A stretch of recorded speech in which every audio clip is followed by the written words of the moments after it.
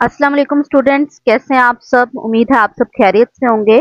हमने physics new book 10th class का chapter number 10 start किया हुआ है। बेसिकली चैप्टर नंबर 1 ये हमारा थर्मल फिजिक्स, और आज है लेक्चर नंबर 2 जिसके अंदर हम डिस्कस करेंगे thermal expansion in liquid.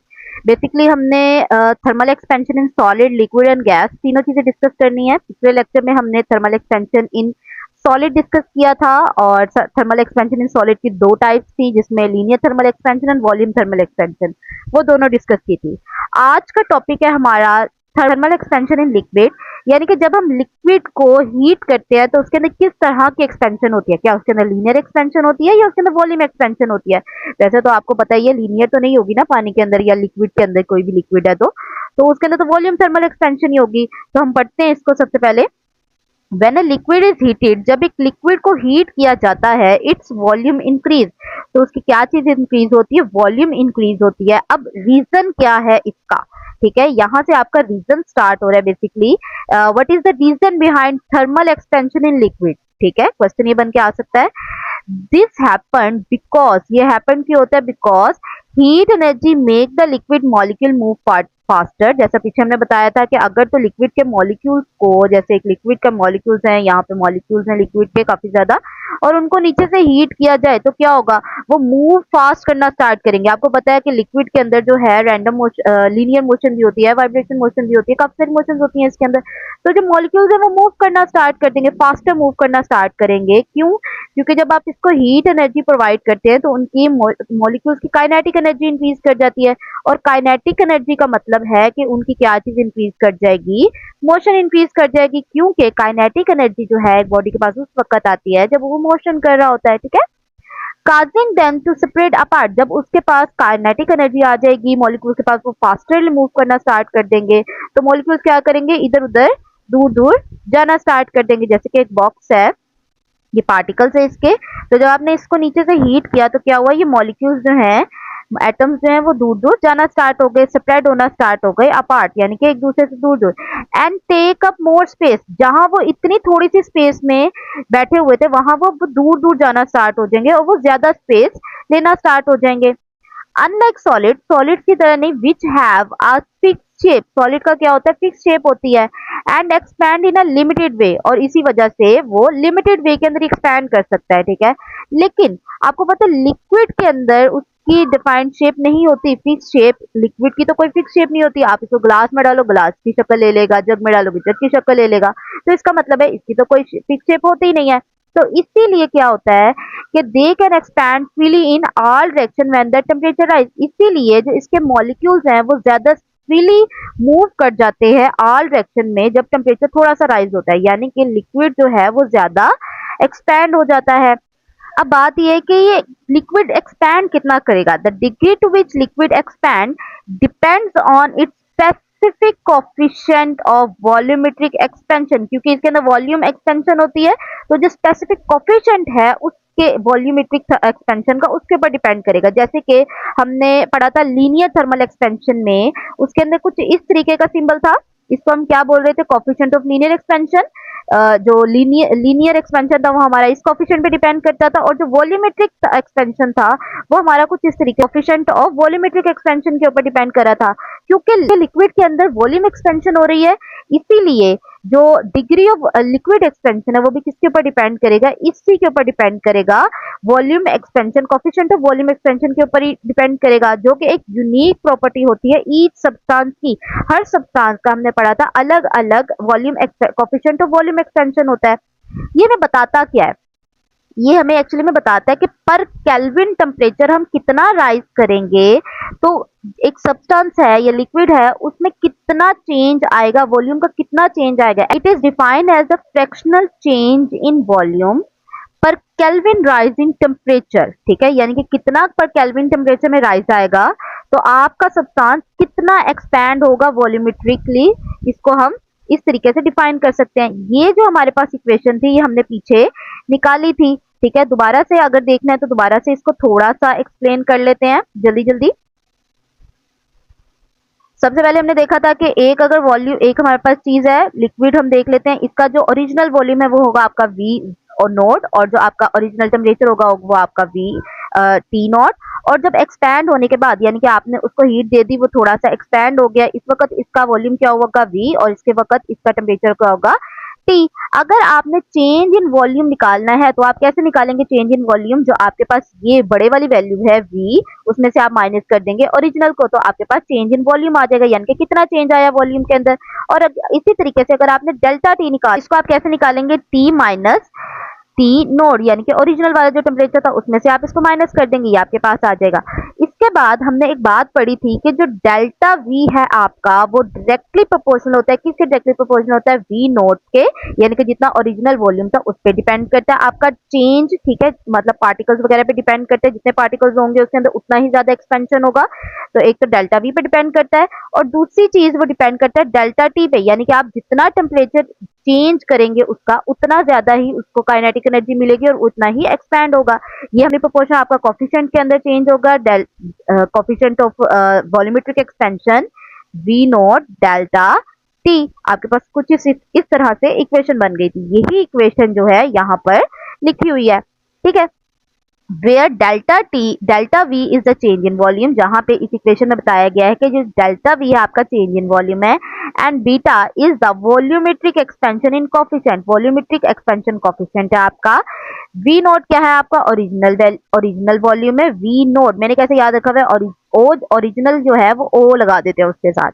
And delta T, delta mean change in temperature, is the temperature change, delta T को आप क्या कहते हैं? टेम्परेचर चेंज कहते हैं। यहाँ तक एक्सप्लेनेशन और आपकी ये जो इक्वेशन है वो पूरी हो गई। आप चाहें तो अगर इसका लॉन्ग क्वेश्चन आता भी है तो आप इसकी पिछली पूरी इक्वेशन को ऐसे ड्राइव करके लिख सकते हैं, ठीक है। आपकी बुक में थर्मल एक्सपेंशन ऑफ लिक्विड को समझने के लिए एक नीचे एक्सपेरिमेंट दिया गया, पहले हम वीडियो से उसको समझने की कोशिश करते हैं। सबसे पहले आपने एक सॉलिड मैटर का यानी कि फ्लास्क ले लिया है, ठीक है, ये सॉलिड मैटर है आपके पास में, आपने लिक्विड फिल कर दिया है। लिक्विड का इनिशियल लेवल है उसको आपने मार्क कर दिया एज लेवल ए, ठीक है। उसके बाद आपने नीचे से बर्नर स्टार्ट कर दिया। जब आप बर्नर स्टार्ट करेंगे, ठीक है, जैसे जैसे बर्नर आप स्टार्ट करेंगे तो क्या होगा? सबसे पहले हीट किसको मिलेगी? लिक्विड को मिलेगी या सॉलिड मैटर को, यानी कि आपके फ्लास्क को मिलेगी? ऑब्वियसली बात है कि आपके फ्लास्क को सबसे पहले हीट मिलेगी। जैसे ही आपके फ्लास्क को हीट मिलेगी तो क्या होगा? आपके फ्लास्क के अंदर थर्मल एक्सपेंशन इन सॉलिड वाला केस होगा। थर्मल एक्सपेंशन इन सॉलिड में क्या हुआ था कि जो सॉलिड था वो एक्सपैंड किया था। अब हमारे पास जो हमारी हीट मिल रही है वो किसको मिल रही है? फ्लास्क को। जब हीट मिली फ्लास्क को तो फ्लास्क हुआ एक्सपैंड। जैसे ही फ्लास्क जो है बेटा एक्सपैंड होना स्टार्ट होगा तो देखिए लिक्विड का वॉल्यूम आहिस्ता आहिस्ता नीचे आना स्टार्ट हो जाएगा। क्यों नीचे आएगा? क्योंकि जो आपका बर्तन ही एक्सपैंड कर गया, खुला हो गया है, तो पानी का वॉल्यूम तो उसके अंदर नीचे आ जाएगा ना। जैसे अगर आप उतना ही पानी ग्लास में भरें तो वो ऊपर तक भर जाएगा, ठीक है। अगर वो पानी का भरा हुआ ग्लास आप जग में डाल दें जिसका वॉल्यूम थोड़ा बड़ा है, ठीक है, जब आप उसको जग में डालेंगे तो क्या होगा? पानी का वॉल्यूम नीचे आ जाएगा। इसी तरीके से इसके अंदर हुआ, जब फ्लास्क थोड़ा एक्सपैंड होना स्टार्ट हुआ तो जो लिक्विड का वॉल्यूम है वो आहिस्ता आहिस्ता क्या हो गया? नीचे आना स्टार्ट हो गया। देखें आप वीडियो के अंदर देख रहे होंगे आहिस्ता आहिस्ता लिक्विड का वॉल्यूम नीचे आ रहा है क्योंकि हमारा फ्लास्क जो है वो एक्सपैंड हो गया है। अब ये जो लिक्विड का वॉल्यूम आया है इसको आप लेबल कर लेंगे एज बी। जब आप इसको लेबल करेंगे बेटा, ठीक है, उसके बाद अब क्या हुआ? अब हमारे सॉलिड को तो मिल गया, हीट मिल गई। उसके बाद क्या होगा? आपके लिक्विड को, क्योंकि उसके अंदर लिक्विड है, अब आपके लिक्विड को हीट मिलेगी, यानी कि अब होगी थर्मल एक्सपेंशन इन लिक्विड। पहले हमारा थर्मल एक्सपेंशन इन सॉलिड हुआ क्योंकि हीट पहले सॉलिड को मिली, वो एक्सपैंड हो गया। अब हुआ हमारा क्या? Expand liquid. अब हमारा लिक्विड एक्सपैंड होगा।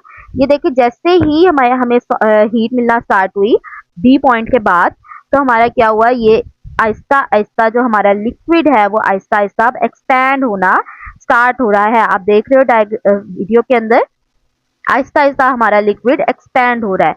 ये हमारा लिक्विड एक्सपैंड हुआ यहाँ तक, और उसके बाद हमने इस पॉइंट को लेबल कर दिया एज सी, ठीक है। अब यहाँ पर आपको पता है पहला हमारा पॉइंट क्या था? ए। उसके बाद हमें जब एक्सपैंड हुआ, सॉलिड एक्सपेंशन हुई, थर्मल एक्सपेंशन सॉलिड हुई, तो हमारा पानी नीचे चला गया और उसकी क्या हमने लेबल किया था? बी। और उसके बाद जब लिक्विड एक्सपेंशन हुई तो वो कितनी हो गई? सी। इसके अंदर आप एक चीज नोट कर रहे होगे, आपको लग रहा होगा इसके अंदर दो तरीके की एक्सपेंशन है। वॉल्यूमेट्रिक थर्मल एक्सपेंशन लिक्विड जो है वो दो तरीके की है। एक होती है आपके पास अपेरेंट एक्सपेंशन, एक होती है आपके पास रियल एक्सपेंशन, यानी कि जो आपको नजर आ रही है। एक चीज देखो, आपको नजर क्या आ रहा है बेटा यहाँ पर? यहाँ पर देखो एक चीज जो आपको नोट कर रहे होगे, अपेरेंट अगर मैं पूछूं मतलब आपको क्या लग रहा है पानी वॉल्यूम जो है लिक्विड का वो कितना इंक्रीज हुआ है, तो आप कहोगे कि पहले वॉल्यूम ए था, उसके बाद अब इंक्रीज होके क्या हो गया, सी हो गया। यानी कि जो आपकी नजर में अपेरेंट वॉल्यूम है वो कितना है, ए से लेकर सी तक, यही आपकी नजर में अपेरेंट वॉल्यूम है ना। लेकिन असल में क्या होगा, जो रियल वॉल्यूम इंक्रीज हुआ है वो असल में कहां से हुआ है, यहां से लेकर यहां तक इंक्रीज हुआ है सी तक, ये हमारा रियल एक्सपेंशन थी। ठीक है, अब आपने इसको कैलकुलेट कैसे करना है, आपने कैसे देखना है कि रियल एक्सपेंशन असल में इक्वल किसके थी। तो हम यहाँ पे देखते हैं real expansion of liquid, real expansion कितनी है आपके पास, बी से लेकर सी तक, ये आपकी रियल एक्सपेंशन है। ठीक है, क्योंकि पानी तो नीचे आ गया था, उसके बाद वो एक्सपैंड हुआ है सी तक। ठीक है, ये आपकी रियल एक्सपेंशन हो गई। B C is equals to, ये किसके इक्वल्स आएगी, apparent expansion of the liquid. Apparent expansion कितनी थी, ए से लेकर सी तक। हमें तो ऐसे ही लग रहा है ना कि पानी सी लिक्विड सी तक था, ए तक था और वो एक्सपैंड होके चला गया सी तक, ये हमारी अपेरेंट थी। लेकिन रियल जो है हमारी बी से लेकर सी तक है, वो किसके इक्वल आएगी, ए सी के इक्वल आएगी।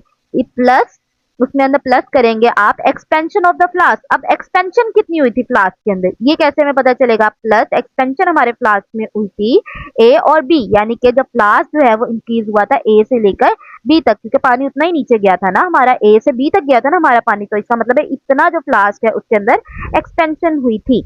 ये आपके पास इक्वेशन बनी।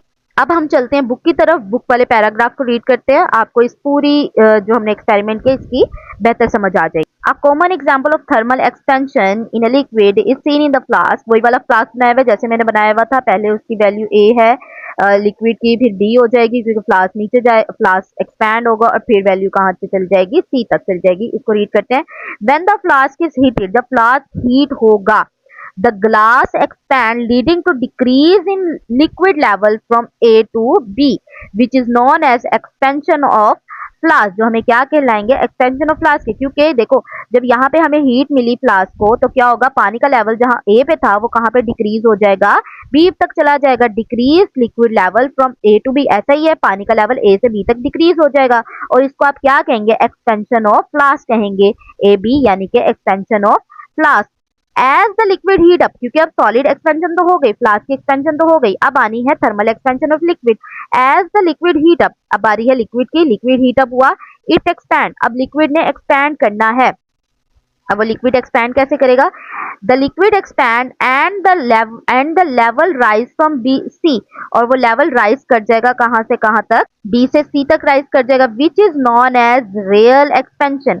ये हमारे पास क्लास था, सबसे पहले वैल्यू थी ए थी, फिर हमारे पास बी आ गई थी और ऊपर जाके फिर हमारे पास सी आ गई थी। जब आप लिक्विड को हीट करेंगे उसके बाद क्या होगा, वैल्यू जो है बी से लेकर कहां पे मूव कर जाएगी, सी तक मूव कर जाएगी। इसको आप क्या कहेंगे, यही है हमारी रियल एक्सपेंशन। लेकिन अब अपेरेंट एक्सपेंशन कितनी थी, जो हमें लग रहा था कि जी हमारी एक्सपेंशन तो इतनी है, वो कितनी थी, ए से लेकर सी तक। अगर आप ऐसे ही पूछेंगे ना तो ऐसे ही लगेगा कि पहले वैल्यू ए थी अब सी हो गई है, यानी कि हमारी अपेरेंट कितनी आ रही है, ए से सी तक। Where the A C is the apparent expansion, जो कि आपकी ए सी क्या आ गई, आपकी अपेरेंट एक्सपेंशन। रिमेंबर दैट, ये आपने याद रखना है कि real expansion is always greater than the apparent expansion, जो रियल एक्सपेंशन है वो हमेशा ग्रेटर है किससे, अपेरेंट एक्सपेंशन के। जो आपकी रियल एक्सपेंशन है यानी कि बी सी यहाँ से लेकर यहाँ तक की जो एक्सपेंशन है वो किस किस को प्लस करके आई है आपके पास, एक आपके पास अपेरेंट एक्सपेंशन को ए सी को प्लस करके और साथ में जो फ्लास्क की एक्सपेंशन है उन दोनों को प्लस करके आपके पास क्या आ जाती है, रियल एक्सपेंशन आ जाती है। थर्मल एक्सपेंशन इन लिक्विड की दो टाइप्स कह लीजिए, एक अपेरेंट एक्सपेंशन होती है उसके अंदर, एक रियल एक्सपेंशन होती है। ठीक है, और दोनों आपको यहाँ पर बता दिए गए हैं। मिलते हैं नेक्स्ट टॉपिक में जिसमें हम डिस्कस करेंगे थर्मल एक्सपेंशन इन गैसेस। वीडियो को पूरा देखने के लिए आपका शुक्रिया। को लाइक कर दीजिए, चैनल को सब्सक्राइब कर दीजिए ताकि आपके पास 10th क्लास की वीडियोस पहुंचती रहे और एक अच्छा सा कमेंट कर दीजिएगा। ठीक है, अल्लाह हाफिज।